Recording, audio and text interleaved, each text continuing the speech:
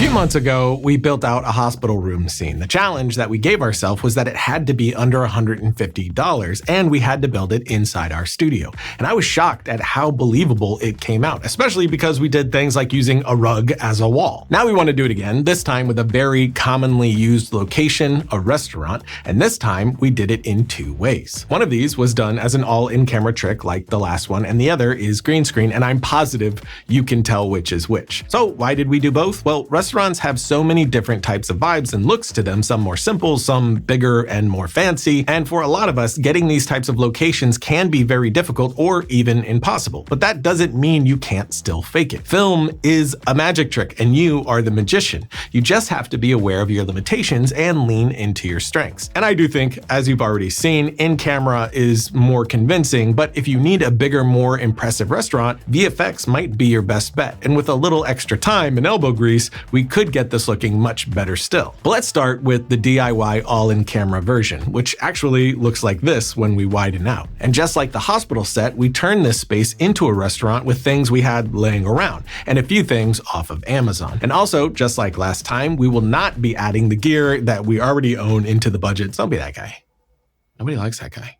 The first thing we did here was to set the table in a spot that would give us the most depth and the best starting point to build from. The next thing was to cover our tables with these $15 tablecloths, one that our main talent will sit at, and then one for our background table, which we'll fill with extras later on. Then we set our frame so that we could build based on that, worrying only about the things that are inside our actual shot, and again, choosing this frame because the background gives us the best starting point here. Basically, we're just worrying about foundational elements to start, big, broad strokes before getting to the details. And we are, of course, staying locked down on sticks to give us full control over what is in frame. And speaking of, we do have this Tribex tripod from Smallrig. It's pretty unique and entirely awesome, mostly because of this. But I'll come back to that. Now we're going to throw up our first light. Our main key light was a China ball because they are underrated and so silky smooth on the skin. And for us, the quality of this light does feel very restaurant. We also shot some light into a bounce board to bounce some light into this side of his face to fill that a bit,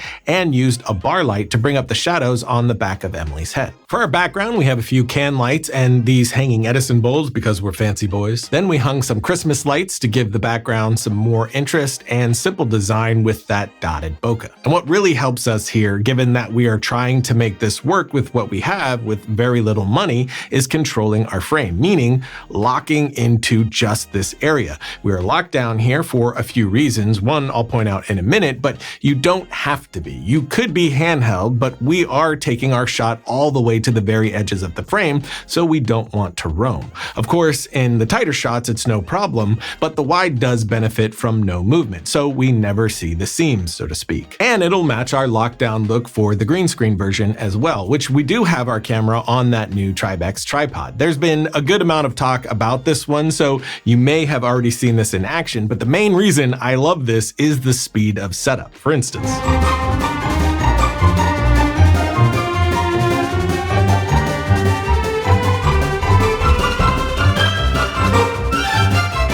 this is getting to height and leveling in significantly less time while only using one hand. And there may be other tripods like this, but I've never seen it. And now using it, it feels kind of like built-in NDs for me. I never want another pair of sticks that don't have this. And this one comes from our partner Smallrig and is a collaborative project with Potato Jet. And if you haven't seen his YouTube channel, definitely give that a look. He has great gear reviews. But the Tribex is a very lightweight, durable tripod that I've found myself reaching for almost exclusively since we got it. Off the bat, this is a more lean and mean shooting type of tripod. I wouldn't use this for larger projects with bigger, fully kitted out cameras. The payload on this is up to 13.2 pounds, which is solid, but I'm usually cracking 15 with those larger kits. But that's not what this is for. This is definitely geared more toward what we do on a normal basis with Film Riot, traveling, and so on. And how lightweight it is does keep it insanely easy to move around without sacrificing stability. And that is one of the things that I was nervous about with this tripod. With how the legs drop, will there be slipping? So we did the Potato Jet test, and they're using something called X-clutch hydraulic technology to lock the legs in place, which is a touch annoying at first with how it sets. Once you pull it to the height that you want, if you let go right away, it will drop a touch. So you have to hold it in place for an extra second or two, and it locks where you want because of whatever is happening with the hydraulics. I don't know. I'm not God.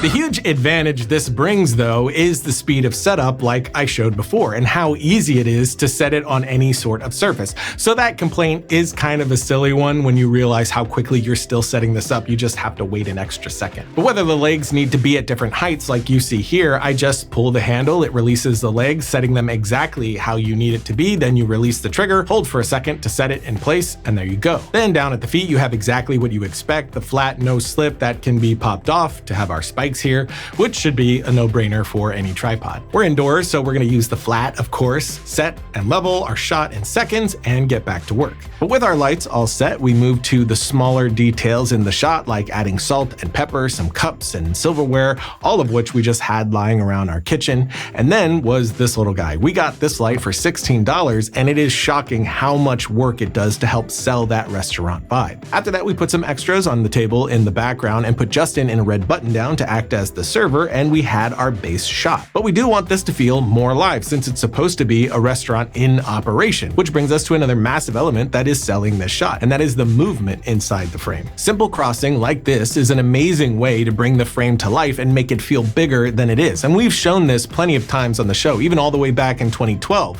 where we took a very small amount of people and made it feel like a packed room. And I mean, look at that baby Josh. So sweet.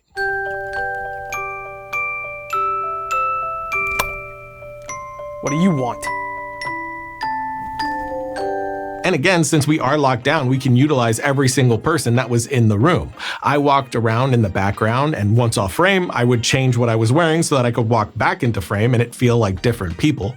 And while that was happening, Josh would sporadically move this hoodie past the camera to act as another person passing close to the lens. And with all that in play, this is really working. And for our reverse on Emily, we are already using the full depth of the room, so instead of making a whole new background and actually turning the camera around, we did a French turnaround, which is when you keep the camera in the same relative position and what's in front of the lens does the switching. The main key here is to switch which shoulder of the near actor that we're over, so our 180 stays consistent. And this worked perfectly because of how out of focus our background is. We also moved the background table and chairs over to the right side of the frame, but we realized that you couldn't actually see the table there at all. So we kept the extras there, but then we moved the table back to the other side of the frame where I sat down so we could add a bit more to the room. And just like that, we are at a restaurant inside of our studio. Next is our VFX version, but before we get into that, let's take a little bit more of a look at the Tribex tripod. We already talked about its sexy legs.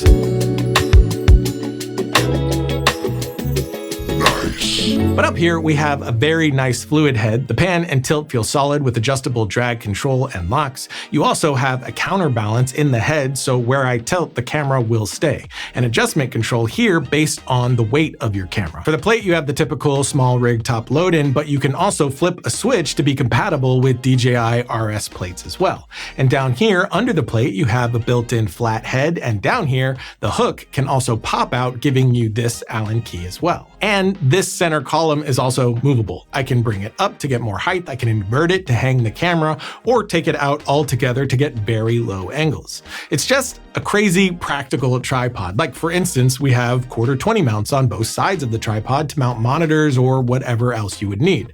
I think Potato Jet showed mounting an iPhone, for instance. But I mean, the entire selling point for me is this. The handles that trigger the leg can also be locked using it as a normal handle just to carry and tucked in to store when moving around, then pops right out for use again. I do have one actual small complaint though. The only way to level this tripod is when you're setting up the leg. So when you trigger it to open those legs, you move to bubble, then hold, let it lock in, and then you're set and leveled, which is cool, but the times that I've let go too quickly, my bubble goes out and I have to start over. So while I love the idea of setting it up and leveling it quickly on the go, I'd prefer to have an additional option for bubbling on the head as well. But it's something that I'm sure they'll fix in the future, and a negative that I'm willing to live with in exchange for how quickly you can set this thing up. For instance, when setting up for our green screen shot, usually I would take the camera off the tripod and find the shot that way, then set the sticks after that. But with this system, it's much easier to just keep the camera on and adjust that way. But now that we have our frame selected, we can move into our green screen shot. I've said it on the show plenty the best case scenario for me is always to shoot practically, or at least as much as possible in camera. But if you don't have the space to build these larger style locations, or if it's a look that's just beyond DIY capabilities, then another option is visual effects. So we shot Justin on green using the same table, but lighting him with warmer tones to match the mood we were going for. And it was surprisingly difficult to find any stock restaurant footage or images with the style and camera angle that we needed. So instead, we made the image in Midjourney, popped it into Photoshop to erase some things that we didn't want, then dropped that into After Effects. Of course, we need to key Justin first, but we're not going to get into that since we've done it so many times. So if you want more on keying, check the notes for a link on that. But after we pulled our key, we line up the background plate to match our camera angle, and like our practical setup to bring life to our environment, we grabbed green plates of extras at the table and people walking by, which we can use as other people in the restaurant. We also grabbed a few free stock clips from Pexels.com, which works great for these people more in the distance, and then filled the scene with multiple stock assets of candles to give us natural flicker motion rather than staying completely static, which would have been a dead giveaway. Now, while this might not be the cleanest composite, we get to knock it out of focus with a lens blur effect, which does help us hide issues. And for those close-up versions, we can blur the background even more. And of course, we finish the look off by adding a glow and a final grade. And for me, the closest shot is the one that really works the best and sells in any real way.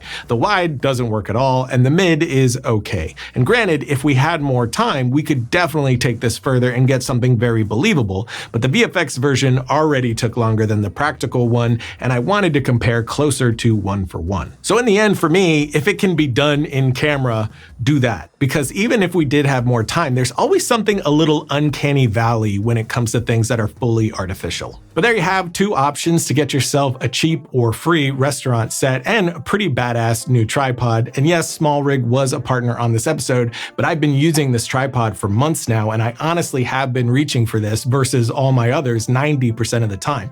So if you're looking for a new lightweight tripod that is perfect for travel, I highly recommend this one. As always, links to everything in the notes below, including the Tribex tripod, and be sure to hit that subscribe button so you're notified when we put up new content. And until next time, don't forget to write, shoot, edit, repeat.